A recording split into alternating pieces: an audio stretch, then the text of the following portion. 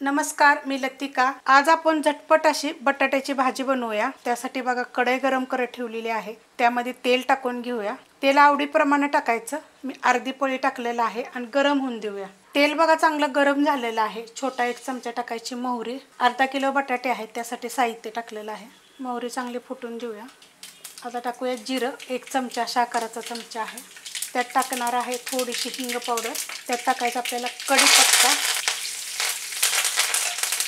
आणि त्यात टाकणार आहे मीडियम आकाराचा 2 कांदे बघा मी कापून घेतले, पण जास्त असे बारीक कापलेले नाही आहेत, मोठे मोठे कापलेले। आणि तुम्हाला जर कांदा नको असेल तरी तो नाही टाकला तरी पण चालू शकते। कांदा चांगला भाजून घेऊया। कांदा हलकासा भाजलेला आहे, गॅस मीडियम आहे। त्याच्यामध्ये टाकणार आहे 4 मिरच्या, अशा मी कुटून घेतलेल्या आहेत। कमी तिखटवाले, तुमच्या तिखटाप्रमाणे घ्या। उभा जरी टाकल्या का नाही मिरच्या कापून तरी पण चालू शकते। त्याला 1 मिनिटभर आपण मीडियम गॅसवर परतून घेऊया। मिरची पण चांगली भाजली गेलेली आहे आणि कांदा पण आपला चांगला भाजला गेलेला आहे। जास्त असं लाल भडक असा करायचा नाही। आणि मिरची सुद्धा कशी मी मोठी मोठीच कुटून घेतलेली आहे।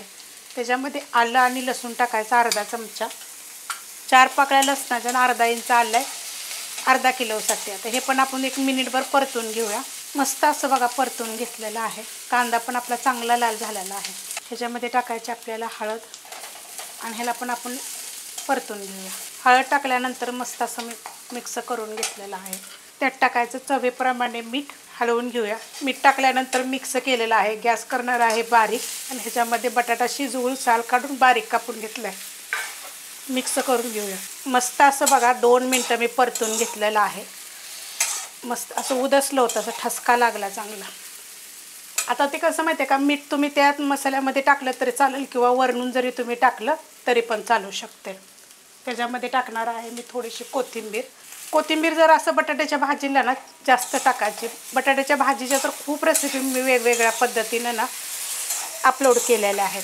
ह्याच्यात काय करायचं माहिती आहे का, 1 चिमूटभर फक्त आपल्याला साखर टाकायची आहे। तुम्ही अर्ध्या लिंबाचा रससुद्धा पिळू शकता, पण आम्ही काय करतो जेवायच्या अगोदर टाकतो त्यामध्ये, कारण आत्ताच टाकून त्याच्यामध्ये ठेवण्यापेक्षा ना आपण जेव्हा बसतो ना त्या टायमाला हलकंसं गरम करून वरनं मग थोडंसं लिंबू पिळून गरम करून मग ते वाढतो। आत्ताच लगेच लिंबू नाही जरी टाकलं तर चालेल। आणि तुम्हाला हवा असेल तर मग तुम्ही 1 चमचाभर लिंबाचा रस जरी आत्ता लगेच टाकला तरी पण चालू शकते।